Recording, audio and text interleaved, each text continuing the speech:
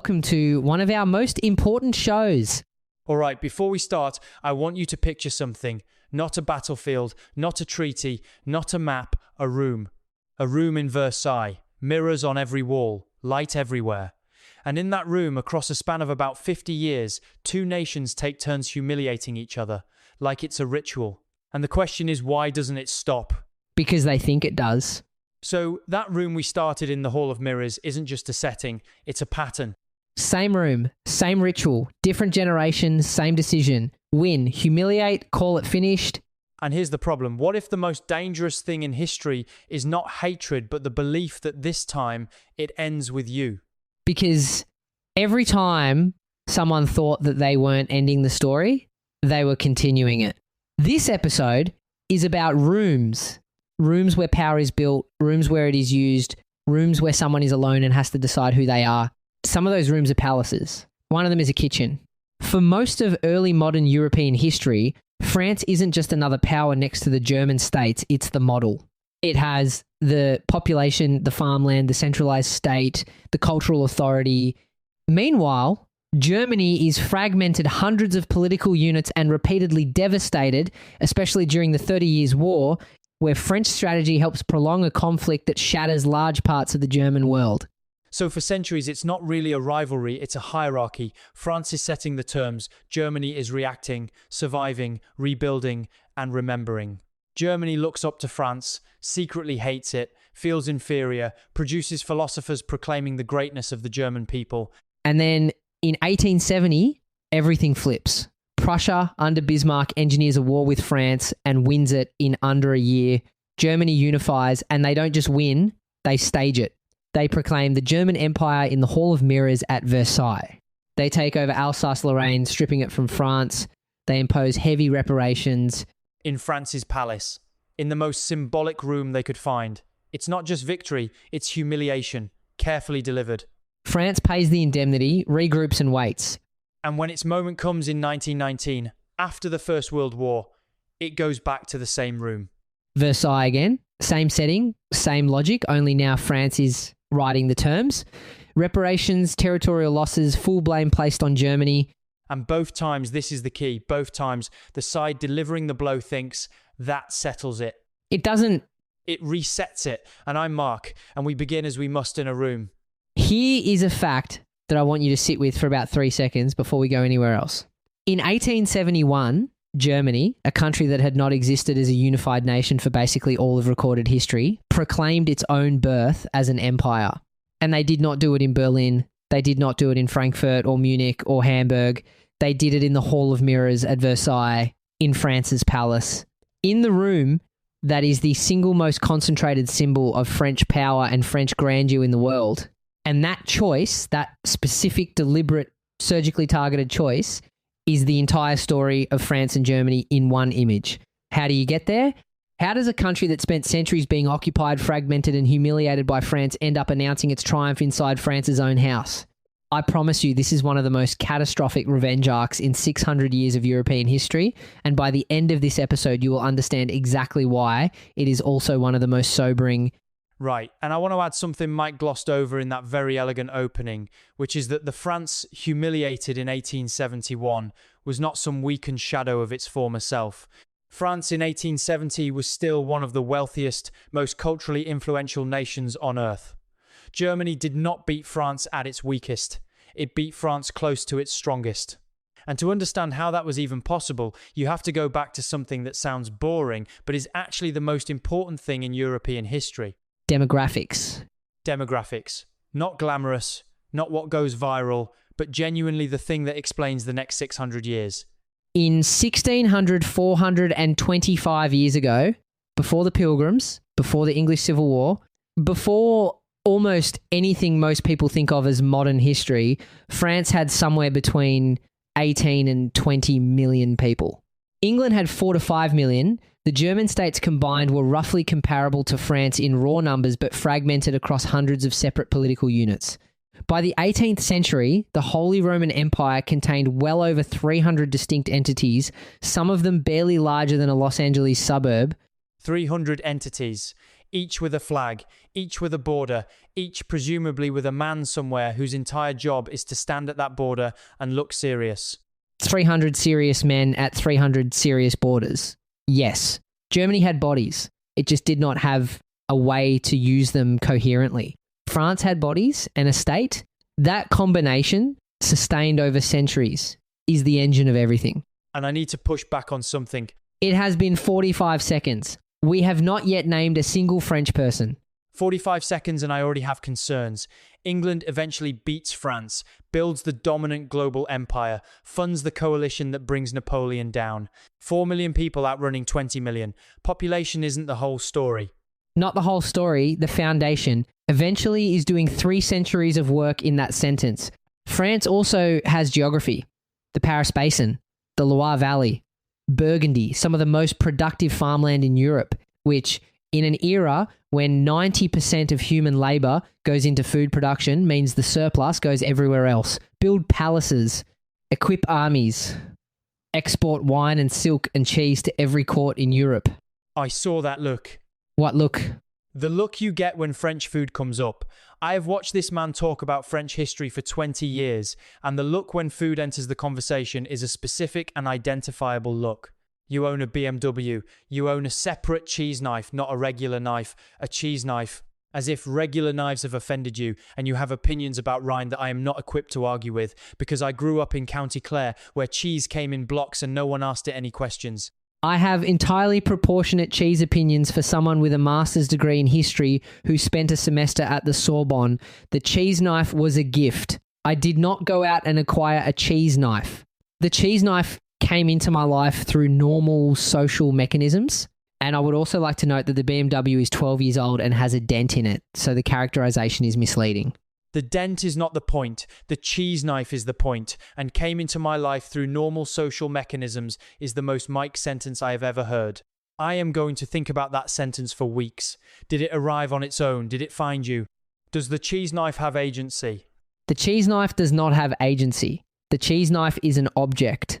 I will say, for everyone listening, that I am also technically allergic to nuts, which means that every time I go to a French restaurant and there are salted almonds on the table, I am experiencing history at close range and at some personal risk. I am a man who loves France and France is trying to kill me, and I find that historically consistent. Can I please talk about the 100 Years' War? You absolutely may. I needed to say all of that. The record is now complete. Proceed with your war. The 100 Years' War, stretching from 1337 to 1453, technically 116 years, historians name things optimistically, is where French demographic resilience first gets seriously tested. Here is the decision point, the first inflection point of the whole France-Germany story. England has 3 options. Option 1, fight France, win battles, hold French territory permanently by force.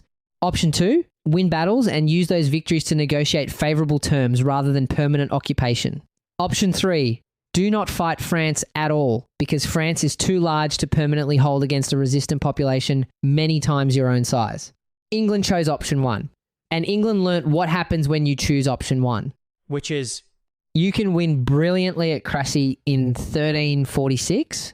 You can win magnificently at Poitiers in 1356. That is the Black Prince's victory over King John of France. Not to be confused with the much earlier Battle of Tours in 732. You can win the Battle of Battles at Agincourt in 1415, Henry V, against a French force several times his size, and then you cannot hold France. France has 20 million people, and you are drawing from 4 or 5 million. France loses battles and wins the war because it has the demographic depth to outlast the occupation. Joan of Arc matters. Symbolically, deeply, genuinely matters, but the structural reality is that England runs out of capacity. And this pattern, winning battles, losing the war of attrition, this is England in America in the 1770s, France in Russia in 1812, the United States in Vietnam. The numbers win eventually, every time. Every time. Now, Versailles. And I want to give you the image that most people miss entirely, because most people look at Versailles and see the Hall of Mirrors and the fountains and the sheer operatic scale of the thing, and they think vanity. They think a king who needed to be the biggest thing in every room, and that is a reading of Versailles that is available but wrong, or at least radically incomplete. Because here is the moment that built Versailles, and it has nothing to do with vanity. 1649, the Palais Royal, Paris, the middle of the night. Louis XIV is 9 years old. The Fronde is in progress, a noble revolt against the Regency government, and a mob has broken into the palace. Not rioting in the streets, inside, moving through the corridors. And someone, a servant, a courtier, history does not record, who has the presence of mind to tell the boy king to lie still and pretend to be asleep. So he lies there, 9 years old. He can hear them getting closer. He can see the candlelight moving under the door. He can hear their voices, men who want his throne, men who want him gone, men who in that moment represent everything that royal power is supposed to prevent and has failed to prevent, and he cannot move. He has to lie perfectly still and listen to the sounds of his own powerlessness and wait for it to end. That is the night that built Versailles, not the king who needed to be seen. The boy who lay in the dark and decided, in the wordless way that 9-year-olds decide the things that run their entire lives, that he would spend every subsequent day of his existence making sure he was never that helpless again. Every gilded cage he built for the nobility. Every ceremony requiring them to beg for the honour of handing him his morning shirt. Every architectural statement of absolute, crushing, unanswerable power, all of it is that boy lying still in the dark, waiting. That is, I want to just let that land for a moment. The most famous monument to royal power in Western history is a monument to royal terror. It is 50 years of construction and the accumulated wealth of a continent, all in service of never having to lie still in the dark again. I find that genuinely moving, and I am not entirely sure I should. And his finance minister, Colbert, was building the economic architecture around that terror, simultaneously concentrating the French aristocracy at court, giving them ceremonial roles, requiring constant competitive display, turning their fortunes into fuel for the French domestic economy. The nobility had been captured and turned into the French economy's most reliable consumers. And the colonial dimension matters enormously. Saint-Domingue was by the 1780s the single most profitable colony in the world, producing more sugar and coffee than all British Caribbean colonies combined. And I want to say this clearly. That wealth was built on one of the most brutal slave economies in human history. 500,000 enslaved people in conditions so severe the population required constant importation just to maintain its size. French Atlantic wealth, the fortunes of Bordeaux and Nantes, the revenues that funded French wars, all of it rests on that foundation. We tell the story of French dominance honestly, or we do not tell it. And the enslaved population of Saint-Domingue did in 1791 what Germany would eventually do. They looked at the power extracting everything from them and decided they had absorbed enough. The Haitian Revolution destroyed the most profitable colony in the world. France never recovered that revenue. Power creates the conditions of its own undoing. Remember that phrase. We will hear it several more times today.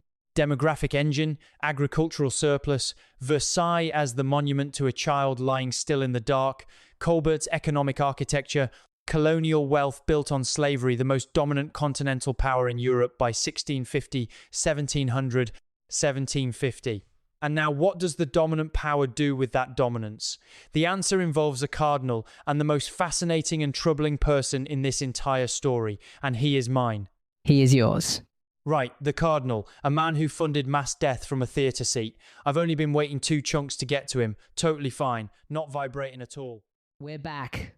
Mark has been visibly preparing himself during the break. In the way he prepares for figures he has clearly been thinking about for an embarrassingly long time.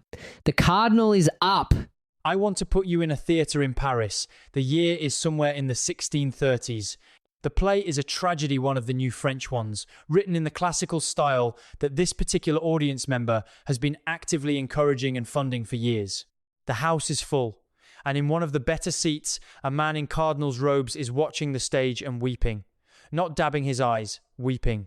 Openly, without apparent embarrassment, the way people cry when something has broken through their defences and they have stopped caring who sees it. The man watching the stage and weeping is Armand Jean du Plessis, Cardinal Duc de Richelieu, Chief Minister of France. And somewhere on his desk, back at the Palais Cardinal, there are documents he has signed or will sign authorising the continued funding of Protestant armies in Germany, armies that are, at this moment, in the middle of killing French Catholics. Among others, in a war that has already lasted more than a decade and will last 2 more. He knows this, he has arranged it, and he is weeping at a play. I have been thinking about that image for years, and I want to sit in it with you for a moment before we go anywhere else, because I think it is the most clarifying entry point into understanding Richelieu, and through him, into understanding what France was doing to Germany for the better part of a century. Say more. The easy reading of Richelieu, the reading that most popular history settles for, is that he was cold, a calculating machine in a cassock, and that reading is available because his outcomes were cold. He funded the killing of his own co-religionists to advance French state interests. He watched Germany bleed for 30 years and called it strategy. The outcomes are genuinely cold. But the man who produced those outcomes was not a machine. He was a man who wept at plays, who wrote plays, who founded the Académie Française and spent enormous personal energy on French literary culture, who had friendships he valued and a genuine interior life that his letters and the accounts of people close to him make unmistakably real. And the question that has always gripped me about him is not how someone could be so cold. It is how someone could feel so much in one room and feel apparently nothing in another, and pass between those rooms without any sign that the journey cost him anything at all. Raison d'etat. The principle that the interests of the state override religious, moral, and personal ones. He had read Machiavelli and used it as a practical handbook. There is no gap between the theory and the execution. Yes, but I want to push on the word override because I think it is slightly wrong. Override implies a conflict that the moral consideration was present and then suppressed by the strategic one. And I do not think that is what was happening with Richelieu. I think what was happening was something more architecturally unusual than that. I think there was no conflict because the compartments were genuinely sealed. The man who wept at the play was not suppressing anything when he signed the orders. He was simply in a different room. The weeping and the signing were not in tension. They were parallel, simultaneous, inhabiting the same body with apparently no awareness of each other. The compartments weren't sealed. They were disciplined. There's a difference. Every person in a position of state power has to manage the gap between what they feel and what they decide. Richelieu managed it better than almost anyone. That's not a psychological anomaly. That's exceptional professional formation. The church trained him to subordinate the personal. He subordinated it completely. You're describing the successful execution of something he was explicitly taught to do. If it were discipline, there would be a cost. You would see it somewhere in the letters, in the behavior of the people close to him, in the body eventually. Discipline requires suppression, and suppression leaves a mark. What disturbs me about Richelieu is that there is no mark. The weeping is genuine and the signing is genuine, and neither one apparently knows the other exists. That is not discipline. That is a constitutional condition. And I find it infinitely more frightening than simple coldness. Because coldness has a shape you can recognize and defend against. This has no shape. This is a person who is fully human in every register you can examine, and fully capable of atrocity in a register that appears to be hermetically sealed from all the others. I grew up going to Mass in County Clare. I knew every prayer in the book before I was 10. My mother had a portrait of the Pope on the wall next to the Sacred Heart. And the thing that genuinely disturbs me about Richelieu, the thing I have never been able to resolve, is that I cannot locate the sin in him in the usual place. He did not sin coldly. He sinned warmly in an adjacent room while weeping at the theatre. I do not know what to do with that. The 30 Years' War, 1618 to 1648, begins as a religious conflict within the Holy Roman Empire. Richelieu comes to power in 1624. By 1631, France is providing subsidies to Sweden's Protestant king Gustavus Adolphus to intervene militarily against the Habsburgs. By 1635, France enters the war directly. A war that might have concluded in the 1620s as a Habsburg victory instead grinds on through 1648, consuming Germany for 30 years. And I want you to feel the weight of the word 30, not as a historical abstraction, as a life. Someone born in Germany in 1618 grows up knowing nothing but war. By the time they are 10 years old, the armies have come through their village at least once. By the time they are 15, someone they love is probably dead. By the time they are 20, the economic infrastructure of the region, the mill, the market, the road to the next town has probably been destroyed at least once. They are 30 years old before peace arrives. If they survive, whole regions of Germany lost a third of their population. Some lost half. Cities of 20,000 became cities of 5,000. All of it engineered, deliberately, by a man who spent his evenings at the theatre and genuinely loved what he saw. When the Peace of Westphalia ended in 1648, France emerges dominant, gains territorial concessions in Alsace and Lorraine, and Germany comes out shattered and humiliated. Richelieu had been dead for 6 years by then. The machine he built ran on without him. And here is the decision point after Westphalia. The German states face a real choice. Option 1. Accept French cultural and political hegemony. Model your courts on Versailles. Speak French in your corridors of power. Align yourself with the dominant continental power for the security and prestige it offers. Option 2. Build internal capacity, develop military efficiency, consolidate state structures, wait for an opportunity. Option 3. Seek a counter-coalition with England and Austria to limit France. Most German states chose option 1 in the short term, not only from fear or exhaustion, but from genuine attraction. French civilization had real things worth aspiring to. The cultural project was real. The problem is that cultural attraction and strategic domination coexist without contradiction in French policy, and eventually the attraction curdles when the domination becomes too contemptuous of German particularity. And that curdling produces Prussia and Frederick, and he is yours. He is mine. And I want to say, before we go to break, that I am aware I keep claiming all the broken ones. Richelieu, Frederick, Napoleon, in a moment. There is perhaps something to explore there about me as a person, but not today. Coming up. Before I hand this off to Mark, I want to put you at a window. The window is at the fortress of Kustrin in Prussia in the autumn of 1730. Outside the window, in the courtyard below, a young officer named Hans Hermann von Katte is being prepared for execution. He is 26 years old.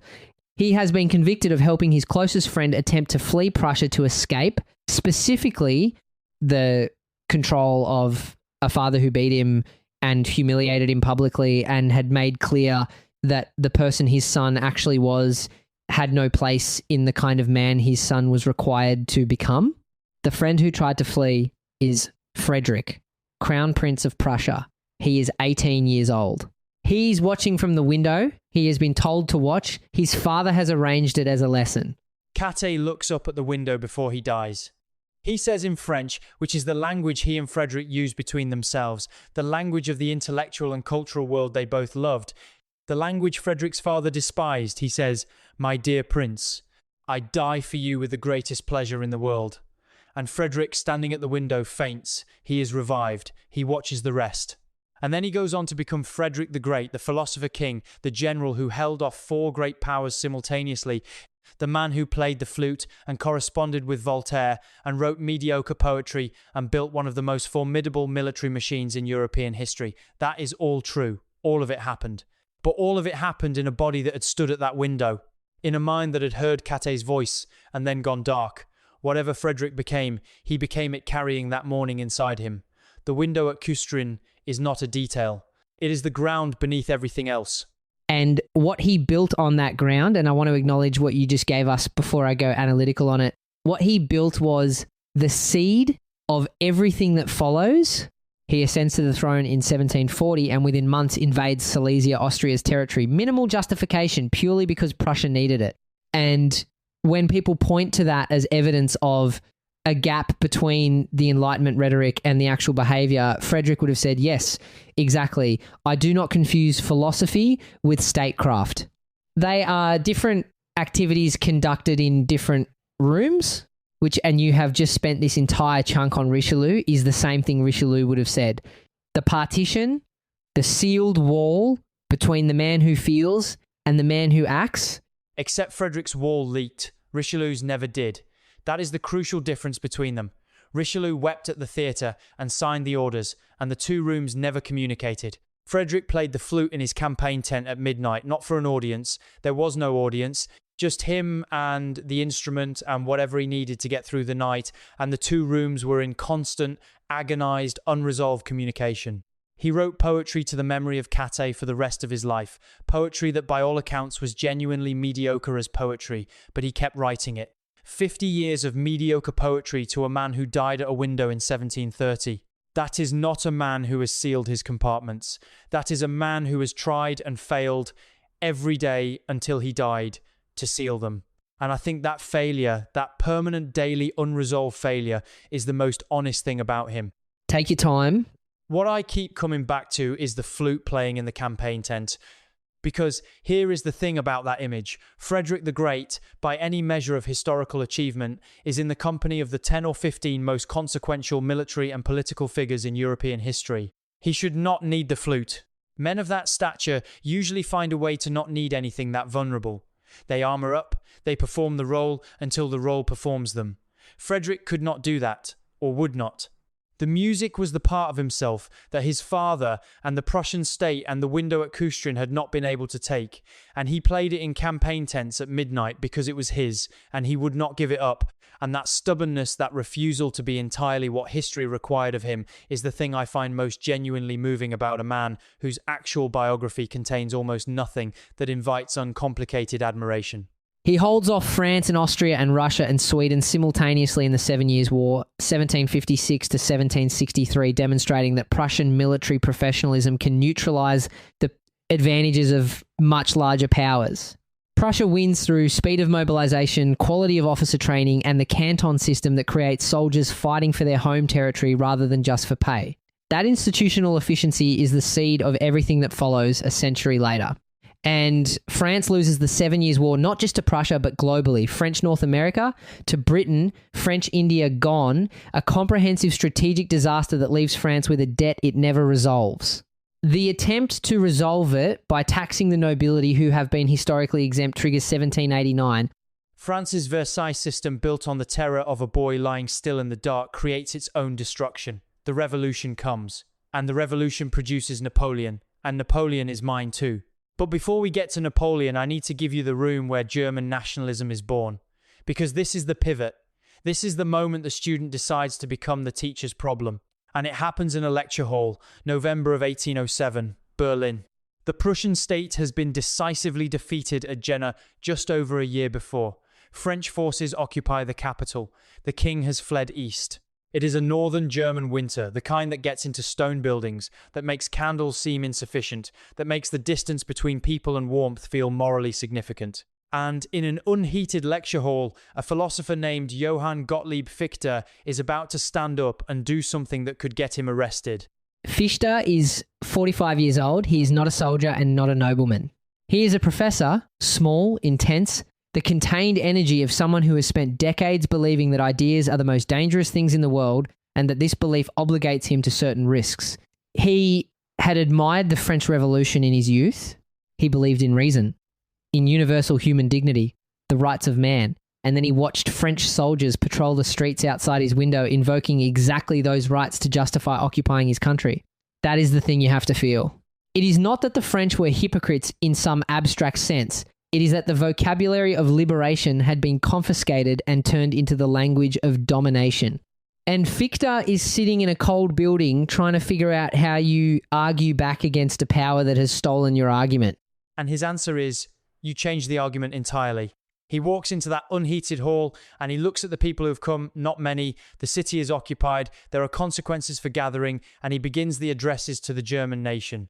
Not, we have the same rights as you, but we have a different character than you, and that character deserves its own political expression, not the rights of man in the abstract, the rights of this man, this language, this specific, particular, irreplaceable form of human life that is being erased by a power too certain of its own universality to notice what it is destroying. He is not simply reacting to occupation. He is making a philosophical argument about what the universal misses when it flattens the particular. And I want to be honest about something. That argument is genuinely compelling in Fichte's lecture hall in 1807, and it is genuinely dangerous once it leaves that room. The same idea that resists French domination will, over the next century and a half, become the idea that justifies German domination.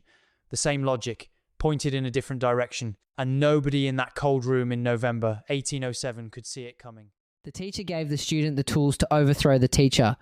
Without meaning to, without seeing it happening, Napoleon understood tactics at a level of genius that may be unsurpassed in military history. He did not understand that he was building the consciousness that would destroy him.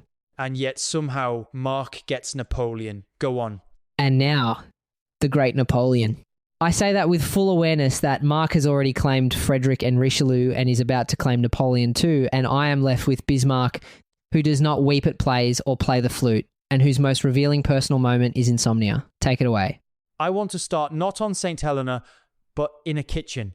A specific kitchen in a specific house in Ajaccio, Corsica, in 1769. Napoleon Bonaparte is born in August of that year, the second surviving child of Carlo and Letizia Bonaparte, a minor noble family, provincial. In every sense that 18th century France used the word provincial, geographically peripheral, socially marginal, economically modest. Corsica has been French for precisely 1 year when he is born. His parents speak Corsican Italian at home. The France he will one day dominate is, at the moment of his birth, a foreign country, and I want you to hold that. Hold the specific smallness of that origin, the kitchen, the island, the family that is almost noble, almost French, almost belonging, because everything Napoleon ever did, the entire engine of his ambition, runs on the specific fuel of almost. Almost enough. Almost arrived. One more campaign, one more palace, one more crown, and the boy from Ajaccio will have finally definitively answered the question that his birth posed. Whether he was the real thing or merely its provincial imitation. That's one reading. Here's another. He was from Corsica, he was ambitious, and he was extraordinarily good at war and politics. The kitchen in Ajaccio is a satisfying origin story, but it might be exactly that, a story. We have a habit of working backwards from great men's wounds because it makes the scale of what they did feel explicable. It might just make us feel better about the 60 million dead if there's a damaged child somewhere underneath. The wound doesn't explain him. It explains the shape of the ambition, why it had no ceiling, why stopping was structurally impossible for him, in a way it wasn't for Frederick or Bismarck. Plenty of ambitious men come from provincial origins and stop when they've won enough. Napoleon couldn't. And the reason he couldn't, the specific, identifiable reason, is that there was no enough available to him, because the question his origin posed wasn't answered by any finite victory. That's not biography as therapy. That's the mechanism.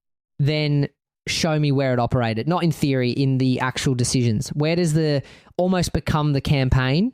In the difference between Frederick and Napoleon, Frederick's wound was finite. Custrin happened. Cathay died. The wound had a date and a location and a face. Frederick spent the rest of his life in relationship to a specific loss, which is why he could stop, why he could sign the peace, why he could go back to the flute. Napoleon's wound had no bottom. There was no moment you could point to and say, there, that is the thing he was compensating for. There was only the accumulation of almost the provincial boy who needed the whole of Europe to confirm what Corsica had failed to. And when you need the whole of Europe to confirm something, you cannot stop at any point short of the whole of Europe. Spain resists. You cannot stop because stopping would mean the confirmation is incomplete, which means the wound is still open. Russia is a campaign too far. You cannot stop because Russia is the frontier of the almost, and the almost must be answered. He could not stop in Spain. He could not stop in Russia. He could not stop anywhere because stopping was the one thing his psychology would not permit. 600,000 men. 600,000 in the Russian campaign of 1812. Perhaps 100,000 come back. 100,000 out of 600,000. And the Peninsular War before that, Spain and Portugal, 1808 to 1814, somewhere between 300,000 and 1 million dead on all sides. Many of them civilian, many of them in atrocities that Goya painted with a directness that makes you look away. Those numbers belong to a man who could not answer the question his birthplace asked him. That is the real cost of the almost. And his impact on Germany is where the story turns darkly instructive. The dissolution of the Holy Roman Empire in 1806, 1,000 years of continuous existence gone because Napoleon found it administratively inconvenient. The Napoleonic Code, rational, secular, legally equalizing, genuinely liberating for the German middle class in real ways. Feudal dues abolished, legal equality established. Real things Napoleon gave Germany at the point of a gun while conscripting German men for Russian campaigns. The most efficient possible way to produce a nationalism that is grateful for the content and furious about the method. And then Fichte, whom Mark has already given you, stands up in that cold room in Berlin and explains what France has just accidentally created. Napoleon dies at St. Helena in May of 1821, stomach cancer, most likely. though the arsenic in the wallpaper theory is genuinely interesting, and his hair samples do show elevated levels. I want to say one thing about his death, and then I want to give you Bismarck. On St. Helena, in the damp room with the peeling green wallpaper, Napoleon is dictating. Hours every day. The secretaries cannot keep up. He is building the Napoleonic legend, the version of himself as the instrument of European liberation, betrayed by English jealousy, a force of reason that arrived before the world was ready for it. And he believes every word. That is the thing I have sat with for years. He is not constructing a cynical myth for posterity. He is a man who has genuinely experienced himself as the vehicle of something larger than personal ambition, and the distance between that experience and the 100,000 men who came back from Russia is something he cannot close. Not because he lacks the intelligence, because the architecture of his self-understanding was built to prevent the closing. The almost required him to be the instrument of history. The instrument of history does not count its dead the way a man counts his dead. And on St. Helena, with nowhere left to go and nothing left to win, the dictating is the last form the almost takes. He cannot stop even there. He dictates until the body stops him. I find that the most clarifying and the most desolating thing about him. What I can say is this. Frederick and Napoleon are the same problem from different angles. Frederick's wound was visible to him. He played the flute over it. He wrote bad poetry at it. He never pretended it wasn't there. Napoleon turned his wound into a legend and climbed inside the legend and never came out. One of them died in a campaign tent with a flute case nearby. The other died dictating. I know which one I think knew what he was doing. Frederick. Yes. And now we come to your man, who is the anti-Napoleon in almost every way that matters, and whose entry point is, I think, the most unexpected of all of them. January 17th, 1871. The night before the proclamation, Bismarck is in Versailles, in the palace itself, in the rooms the French have vacated, surrounded by the apparatus of an event he has designed and will execute tomorrow with the precision he brings to everything. The German princes are here, the generals are here, the ceremony is prepared, and Bismarck, by all accounts, cannot sleep. This is not unusual for him. Otto von Bismarck, born 1815, 6'2", somewhere between 250 and 300 pounds, at various points in his career, a man whose appetite for food and wine and work and argument was the first thing anyone who met him registered. Bismarck had chronic insomnia for most of his adult life. The nerve pain, the black moods that descended without warning and left him unable to function for days. He was not the smooth machine that his reputation suggests. He was a large, restless, frequently suffering man who drove himself and everyone around him past reasonable limits because the alternative, stillness, patience, the acceptance of what could not be controlled was not available to him. The body kept presenting its bill and he kept refusing to pay it, but this particular sleepless night is different. Tomorrow he will walk into the Hall of Mirrors and watch the German Empire be proclaimed, and the thing he has spent the last decade building will become real in a way that cannot be undone. And he knows, because he is the person in this entire enterprise who understands the situation most clearly, that the moment it becomes real, the maintenance of it begins. France will want Alsace-Lorraine back. France has the population and the resources and the wounded national pride to pursue that desire for a generation or more. The alliance web he will need to construct to keep France isolated is already taking shape in his mind, and it is intricate and it is dependent on him personally, and it will require the same quality of attention and force of will for the next 20 years that the unification required for the last 10. He has not finished. He has in some ways just begun, and he is lying awake in Versailles the night before his greatest triumph, knowing that the triumph is also the moment the real work starts, and that he is the only person who fully understands this, and that he cannot tell anyone because the people around him are still in the part of the story where you celebrate. Or he made himself indispensable and called it loneliness. He built a system of deliberate complexity that only he could navigate, kept the full picture out of everyone else's reach, and then lay awake at night carrying the weight of what only he could see. That's not tragic isolation. That's a choice. And a very convenient one. It means the failure that's coming when he's eventually removed isn't the system's failure. It's everyone else's failure to be Bismarck. That critique is available and it's not wrong. But you're describing the flaw in the achievement, not an alternative to the achievement. Yes, he built something only he could run. So did every great statesman before him. The difference is that Bismarck knew it was a flaw, knew the system would fail without him, and still couldn't stop building it that way because the alternative, a simpler, more transferable system, would not have worked in the environment he was operating in. He was not choosing loneliness. He was paying the price of clarity. And I want to sit in that for a moment because I think it is the key to Bismarck that most accounts miss. Napoleon could distribute his certainty. The story was large enough for an army and empire, a generation of true believers. Bismarck's clarity was his alone. There was no story large enough to share it, no myth available. Just the weight of knowing, carried without ceremony, in a damp palace bedroom the night before the most perfectly designed ceremony of his career. Napoleon wanted to be history. Bismarck wanted to survive it.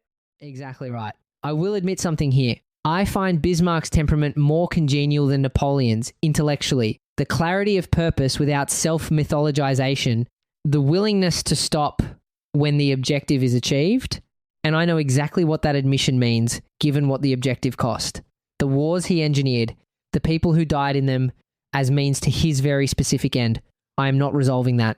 I am saying I notice the attraction and I distrust it. And I think noticing and distrusting it is more honest than pretending the attraction isn't there. I am not going to let you off the hook entirely, but I will note that that is a more uncomfortable thing to say than most people say, and I respect it. Keep going. Bismarck's famous line, the great questions of the day will not be decided by speeches and majority votes, but by blood and iron. 1862 sounds like a battle cry. It was a diagnosis. He was not celebrating violence. He was describing the mechanism by which political change actually occurs in this environment, stripped of every sentiment he considered decorative. You want German unification? You need military victories. That is the currency. The rest is noise. And he was right. 3 wars in 7 years. Denmark in 1864. Austria in 1866. 7 weeks. Transforms the European balance of power. France in 1870 to 71. Each one carefully chosen, carefully limited, ended the moment the objective was achieved. And Austria in particular, this is the moment that separates Bismarck from almost every other victor in history. He defeats Austria and immediately overrules his own generals who want to march on Vienna. Not, let's be moderate. Not, let's be humane. No, with the specific strategic logic that Austria must not be turned into a permanent enemy because Prussia will need Austria as a partner. Later, the generals thought he was weak. He was doing the one thing that almost no victorious statesman in history has managed, stopping while he was winning, because he already knew what the next thing needed to be. Which makes the Hall of Mirrors in 1871 more complicated, not less. It does, because on the morning of January 18th, after the sleepless night, Bismarck walks into that room he has chosen, with all its golden glass and painted ceilings showing France triumphant over its enemies. And he stands through the ceremony he designed with the expression of a man attending a meeting he could have summarized in a memo. He reportedly found the whole pageant annoying and overdone. He had engineered the most perfectly targeted symbolic act in modern European history, and he was already past it, already in the next problem, already in his mind, in the 20 years of alliance management that the proclamation had just made necessary. The triumph and the burden arrived in the same moment, and only he knew it. That is genuinely the saddest funny thing in this entire 600-year story. It might be. And then the 20 years of consequence management, his entire post-unification foreign policy, the Three Emperors League, the Triple Alliance, the reinsurance treaty with Russia, is built around one goal: keep France diplomatically isolated, never let France find allies strong enough to act on its desire for revenge. Brilliant, intricate, completely dependent on Bismarck personally to maintain. And in 1890, Wilhelm II fires him. A 29-year-old emperor who wanted Germany to be glorious, who wanted to be the boy in the Hall of Mirrors, not the man who spent the night before it lying awake with the weight of what it would cost. Wilhelm fires Bismarck in March of 1890, and here is the final decision point. After Bismarck, Wilhelm has 3 options. Option 1, maintain the alliance web, keep France isolated, continue cautious consolidation. Option 2, pursue Weltpolitik, global prestige, a navy, colonial empire, but gradually and carefully, without alarming the major powers simultaneously. Option 3, pursue Weltpolitik loudly and aggressively in a way that simultaneously alarms Britain, drives France and Russia together, and creates exactly the encircling coalition that Bismarck's entire foreign policy was designed to prevent. He chooses option 3 because Wilhelm II understood what he wanted and barely understood what it would cost. He wanted Germany to have what France had had for 2 centuries: prestige, the right to set the rules, the aura of the dominant civilizational power. He wanted Napoleon. He was not Napoleon. He was not close to Bismarck. And in wanting what he could not be, he made everyone afraid of Germany in exactly the way that France's dominance had once made everyone afraid of France. Power creates the conditions of its own undoing. For the third time.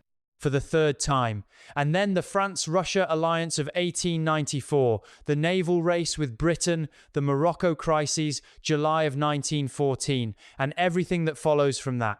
What I want to say about 1919 is just this. The choice to impose the Treaty of Versailles in the Hall of Mirrors in the same room, at the same address, in deliberate echo of Bismarck's 1871, makes the opposite error from the one Bismarck was careful to avoid with Austria in 1866. When you humiliate a country in the room where they once humiliated you, you are not closing the cycle. You are continuing it. You are being Wilhelm when you needed to be Bismarck. And then 1945, rubble, 60 million dead. And here I want to give you one more room. Because we have been in rooms throughout this episode: a boys' bedchamber in Paris, a theatre, a prison window, a kitchen in Ajaccio, a campaign tent, a sleepless palace, and the last 2 rooms matter as much as any of them. June 18th, 1940, London, a broadcasting studio at the BBC. The room is not impressive. A microphone on a desk, a chair, a technician behind glass. Charles de Gaulle is 49 years old.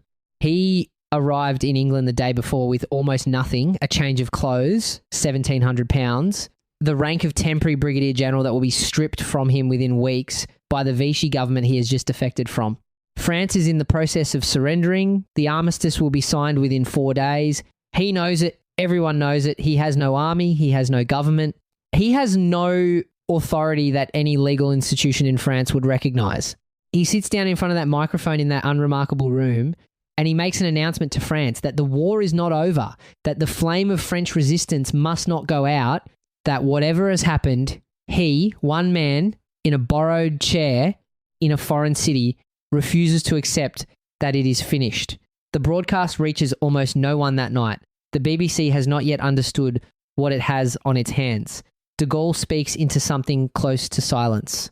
And he does it anyway. I want you to hold that image alongside every other image in this episode. The boy in the dark, the cardinal weeping, the window at Custrin, the kitchen in Ajaccio, the sleepless night in Versailles, and notice what it has in common with all of them. It is a person alone, in a room, deciding something that no one else can decide for them, about who they are and what they will do next.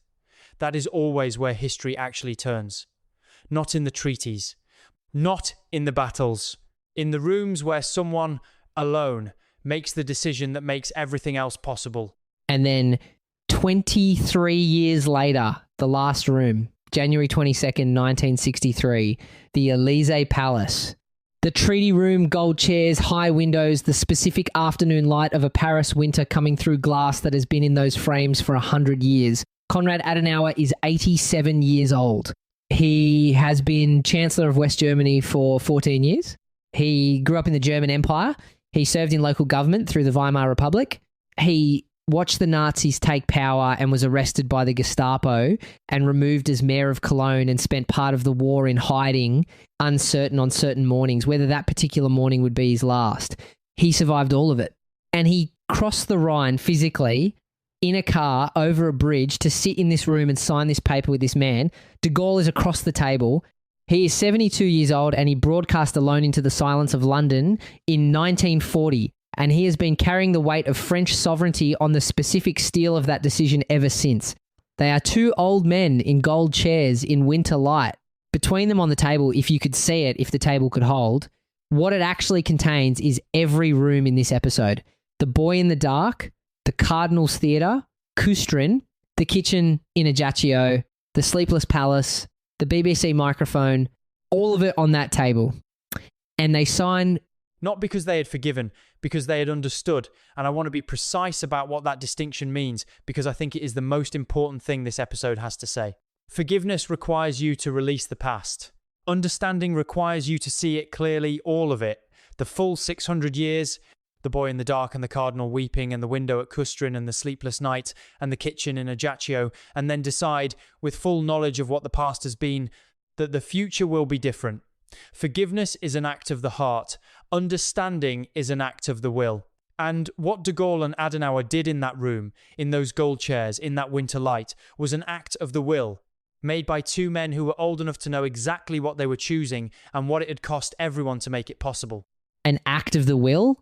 I want to sit with that for a moment, because I think that is also the answer to the question this episode has been circling from the beginning, which is not how do you end 600 years of enmity, but what kind of thing does ending it require? And the answer is not feeling. It is decision. It is two men in a room choosing. The architecture of peace is not self-maintaining.